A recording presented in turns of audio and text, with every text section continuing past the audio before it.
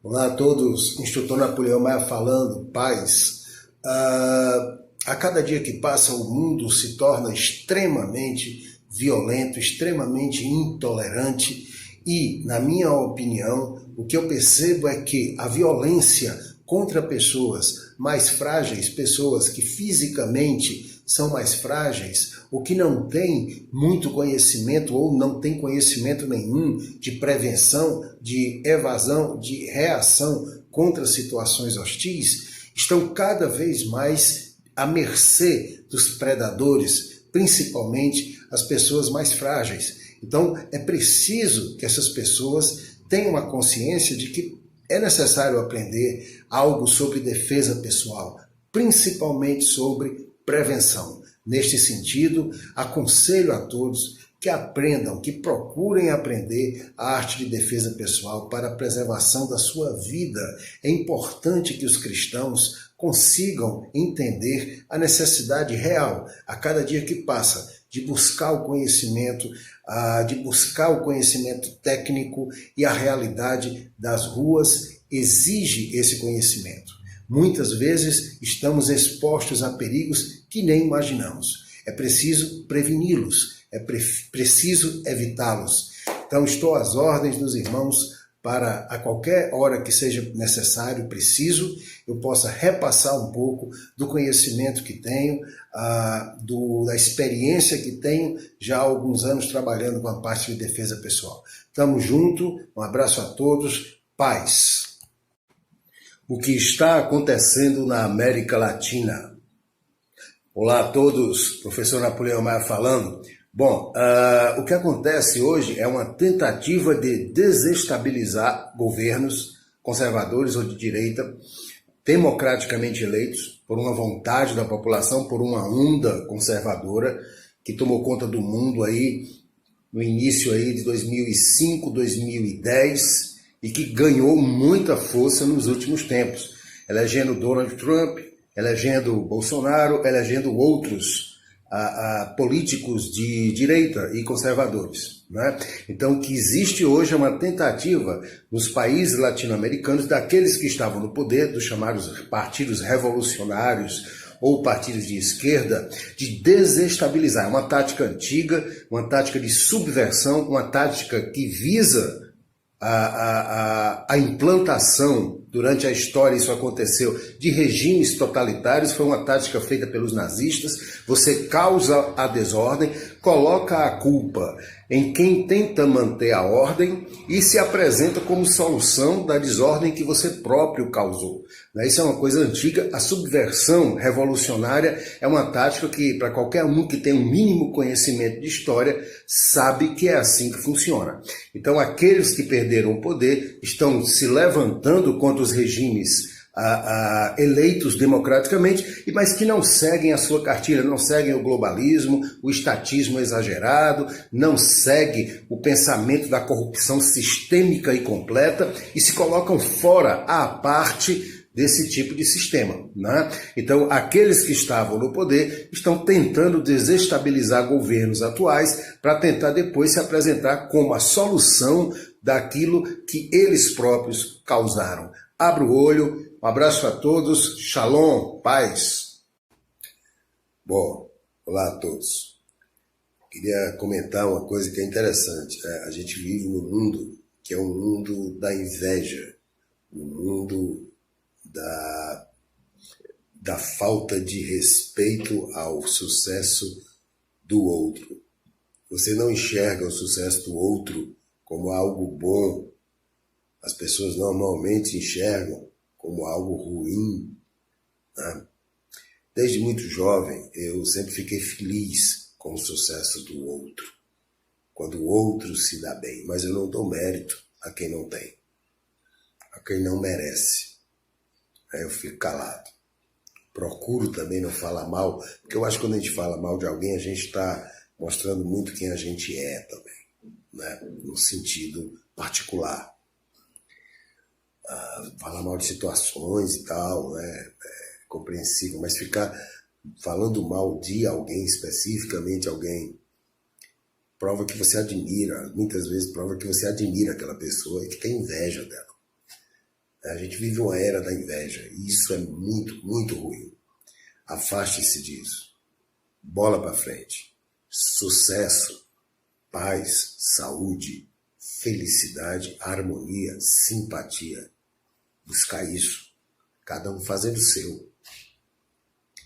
E a gente tem convivido muito, muito, muito com esse lado, né, em todos os campos, em todas as áreas. Muita gente se sente incomodada quando o outro está se dando bem. Mas como é que essa pessoa está se dando bem? Tem alguma coisa errada? Não. Normalmente a pessoa é competente. A pessoa consegue mostrar, né, que tem competências que você não tem. Então é isso. Descubra as suas competências. Descubra as suas qualidades. Invista nelas. Acredite em você. Deixe de depender da opinião do outro. E siga em frente. Porque no final, você só presta conta realmente a Deus. Shalom. Olá a todos, shalom.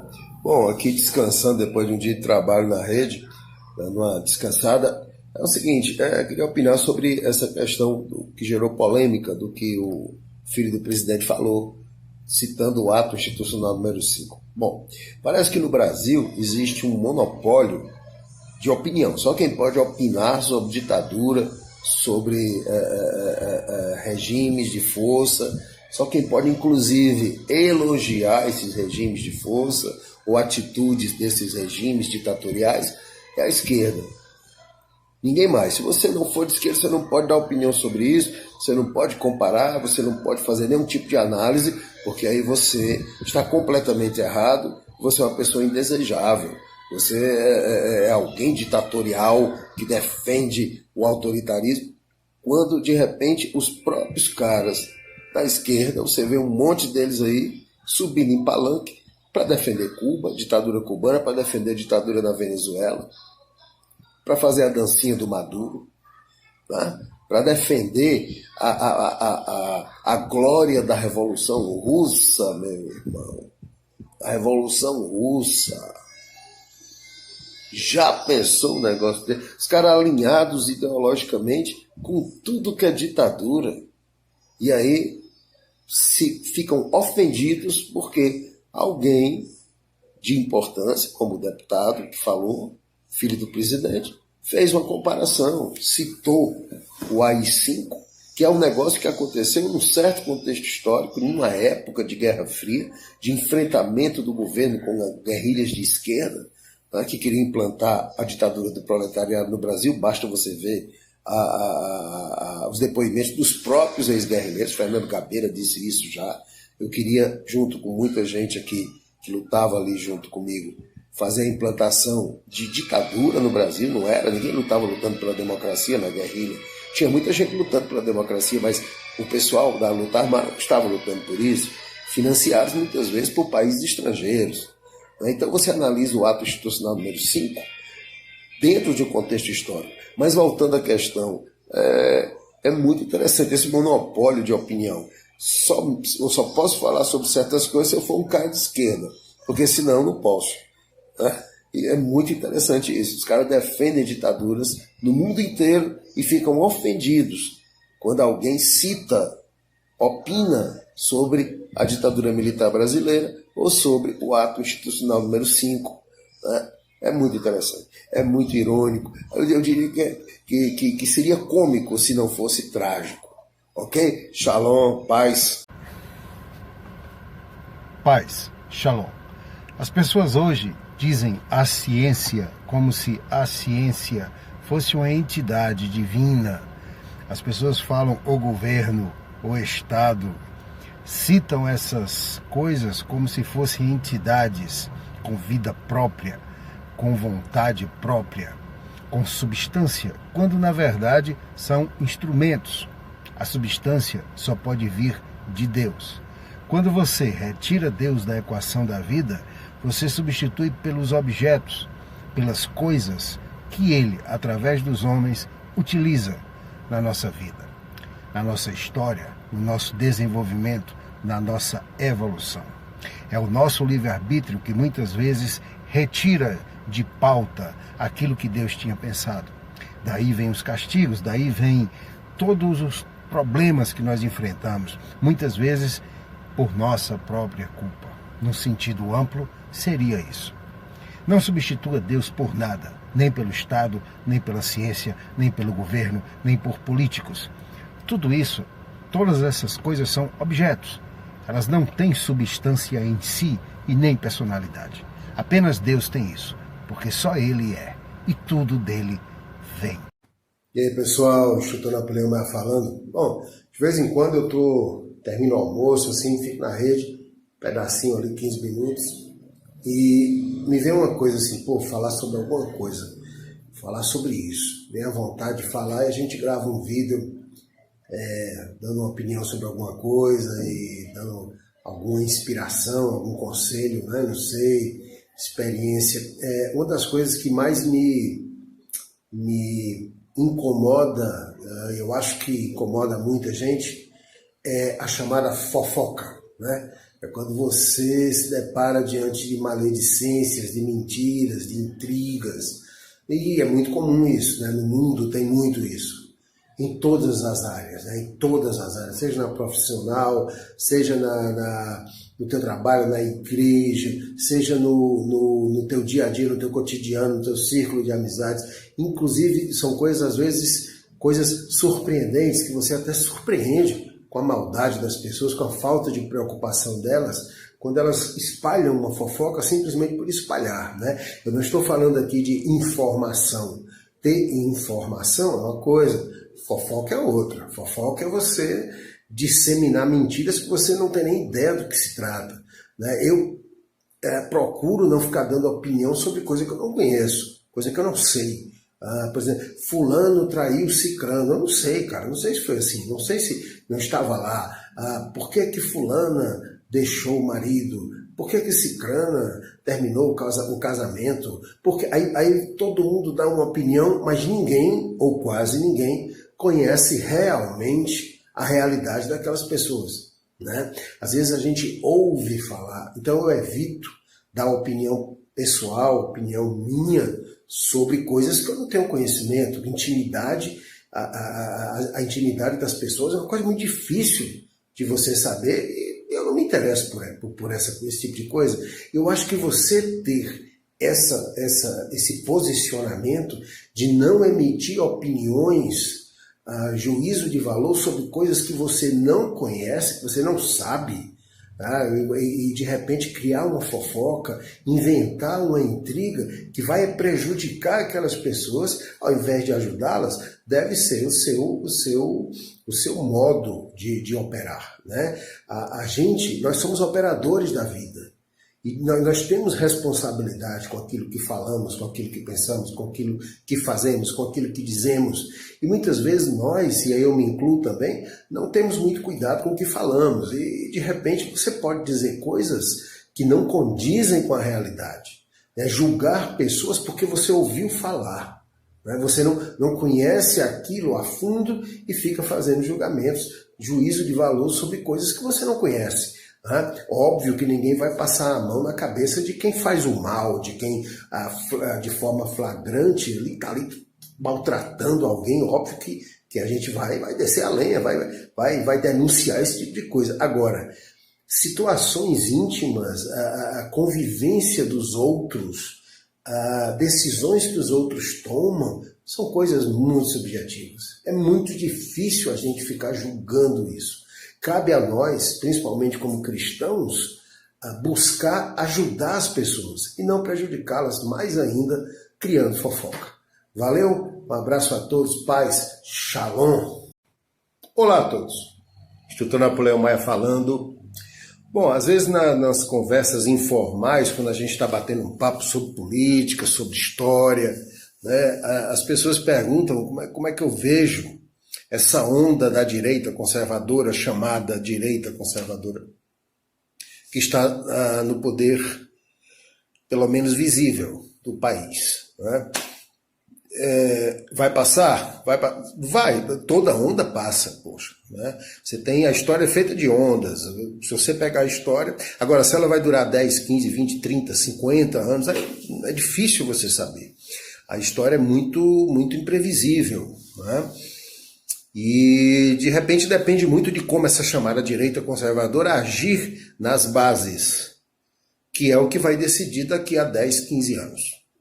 Né? Como é que ela vai lidar com a cultura brasileira, que é uma cultura cujas bases são esquerdistas num trabalho que foi feito durante décadas. Isso não se muda de uma hora para outra. Não se muda com Facebook, com meme, com youtubers. Isso não se muda assim. Né? O trabalho cotidiano de base, se não é feito, vai passar mais rápido do que a própria direita pensa, do que ela imagina. Né? Porque eu próprio, a minha geração e outras gerações, nós fomos educados e criados num pensamento esquerdista, centro-esquerdista. O nosso material didático era materialismo histórico puro. Os professores faziam, nos anos 80, 90, né, pregações da Revolução Cubana e Russa em sala de aula, subiam em cima da cadeira. Havia quase que uma coisa explícita mesmo, uma doutrinação mesmo. Né? A gente era levado a ler tudo sobre Che Guevara, sobre Fidel Castro, que eram os heróis da época. Depois a gente cresce, a gente amadurece e vai ficando inteligente, vai vendo as coisas, o véu vai se rasgando e a gente vai vendo que nem tudo era do jeito, ou melhor, quase nada era do jeito que pregavam. Mas a gente vai mudando. Só que essas bases, elas continuam existindo. E elas têm milhões de seguidores. E que vivem numa outra realidade que não é a nossa realidade. Não tem esse contato com o conhecimento que nós temos. Que eu tive, por exemplo, a oportunidade de ter buscando, correndo atrás. Muito, muito mesmo. Né? Aprendi com algumas pessoas, né, que me abriram os olhos, mas aprendi também muito sozinho, muito correndo atrás, comprando livro, lendo, indo atrás, e principalmente usando o meu instinto, o meu raciocínio e o meu senso crítico, a minha visão. E a minha experiência. Experiência não se adquire da noite para o dia, né, como gripe, não é isso? E é isso, depende de como a direita vai agir dentro do pensamento das bases. Né? A educação ela tem esse viés, continua tendo, um viés profundamente revolucionário, esquerdista, um pensamento progressista, etc. Vamos mudar o mundo, vamos fazer um mundo melhor. Hoje eu sei que quando eu escuto essa frase eu corro, né? Porque normalmente a gente sabe como é que termina esse negócio de mundo melhor e quem morre no final. Né? Mas é isso. Sigam as bases. A direita conservadora tem que trabalhar isso. Não é com eleição, não é com Facebook. Você pode ganhar 1000 eleições, mas se você não mudar as bases, você vai ter sempre um inimigo ideológico ali, pregando aquelas coisas ali do século passado, de 1960 do século passado, 1950 do século passado. Então você vai ter sempre essa visão ideológica ainda atrapalhando milhões de jovens a crescerem individualmente, mentalmente, espiritualmente. É isso. É lá nas bases que está o coringa do baralho.